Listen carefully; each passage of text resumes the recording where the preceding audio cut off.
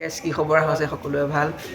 তো বহুতে মোক মানে কমেণ্ট কৰিছিলে দাদা আৰ্মি মেডিকেলৰ ওপৰত ভিডিঅ' বনোৱা মানে যোনটো ভেৰিক'জ ভেইন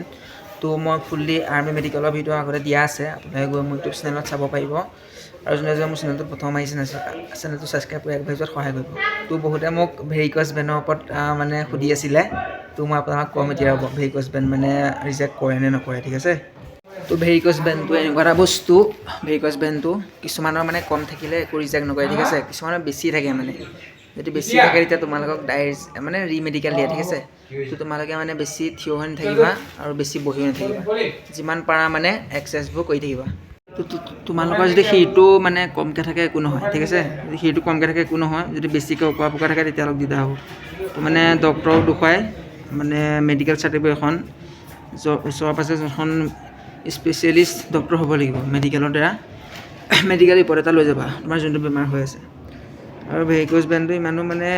হেৰি নাই বাৰু সেইবোৰ ওপৰতে ইমান থিয় হৈ নাথাকিবা আৰু যিমান পৰা মানে এক্সাৰচাইজবোৰ কৰি থাকিবা ভেৰিক'জ ভেইন কমোৱা তো বেছিকৈ থাকিলেহে দিগদাৰ যদি কমকৈ আছে তোমালোকৰ একো নহয় ঠিক আছে